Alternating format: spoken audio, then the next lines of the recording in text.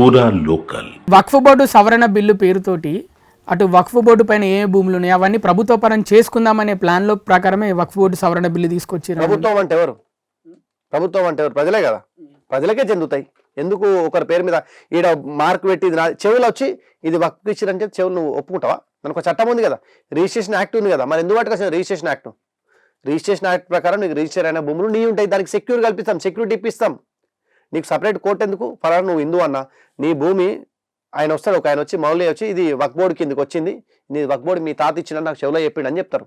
నువ్వు యాక్సెప్ట్ చేస్తావు అది మీ తాత ఇది వక్ఫ్ బోర్డుకి ఇచ్చిరు అని చెప్పి చెవులో చెప్పిపోతే కూడా వాళ్ళకు బిల్ అవుతుంది. అది మళ్ళీ ఈ కోర్టు ఎక్కడ ఉంటుంది తెలుసా? మీరు సివిల్ కోర్టు పోయి కూడా ఆశ్రయించడానికి లేదు. వాళ్ళే వక్ఫ్ సంబంధించిన సపరేట్ కోర్టు ఉంటుంది, వాళ్ళే వకీళ్ళు, వాళ్ళే జడ్జు, వాళ్ళే తీర్మానం. నీకు న్యాయం జరుగుతుందా? దీన్నే అడ్డుకున్నాడు మోడీ ప్రభుత్వం అని చెప్తున్నా. జవహర్లాల్ నెహ్రూ నేతృత్వంలో జరిగినటువంటి తప్పిదాలు, కాంగ్రెస్ పార్టీ చేసినటువంటి అనేకమైన అరాచకాలు ఇవి ఒక్కొక్కటి తుడిచిపెట్టుకుంటూ పోతుంటే మిగిలింది వక్ఫ్ బోర్డు. ఆ వక్ఫ్ బోర్డు పైన కూడా తీర్మానం జరిగింది, బిల్ పాస్ అయింది, అయిపోయా కథం. ఇప్పుడు ఎవరు గగ్గోలు చేస్తారు కదా, నేను సునామీ సృష్టిస్తా, యుద్ధం చేస్తాను, ఏది మాట్లాడలేవు కదా, నోరు మూతపడ్డాయి కదా. నువ్వు పెయిడ్ ఆర్టిస్ట్ పట్టుకేసి ఉద్యమం చేసినావు అక్కడక్కడ వక్ఫ్ బోర్డు వ్యతిరేకంగా. ఏం జరిగింది? ఇలా వచ్చి ఎందుకు మాట్లాడతారు ఎవరు?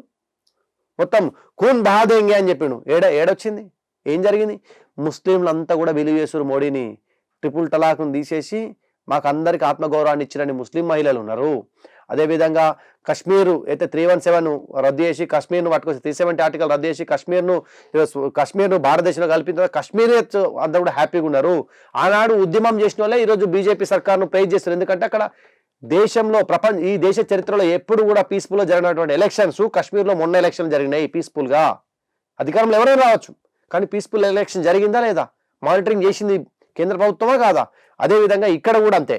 ఈరోజు వక్ఫ్ బోర్డు విషయం ఏదైతుందో వక్ఫ్ ల్యాండ్లన్నీ కూడా ప్రజల ల్యాండ్లు, ఎక్కడైతే అక్రమాలు జరిగి తీసుకున్నారో అవన్నీ తిరిగి ప్రజలకే చెందుతవి అనేది ఒకటి. పేద ముస్లింల ల్యాండ్స్ కూడా వక్ఫ్ బోర్డు కింద తీసుకునేది, Waqf in the name of Waqf. So కాబట్టి దీన్ని వ్యతిరేకిస్తూనే ఈరోజు వక్ఫ్ బిల్లు సవరించడం జరిగింది. డెఫినెట్లీ దీని కారణంగా ప్రజలకు మంచి జరిగింది తప్ప కించిత్ కూడా చెడు జరగలేదు. కించిత్ ప్రజలకు చెడు జరిగే విషయాన్ని ఏదిని కూడా మోడీ సర్కార్ దాని ముందు తీసుకురావాలనేది మా యొక్క అభిప్రాయం.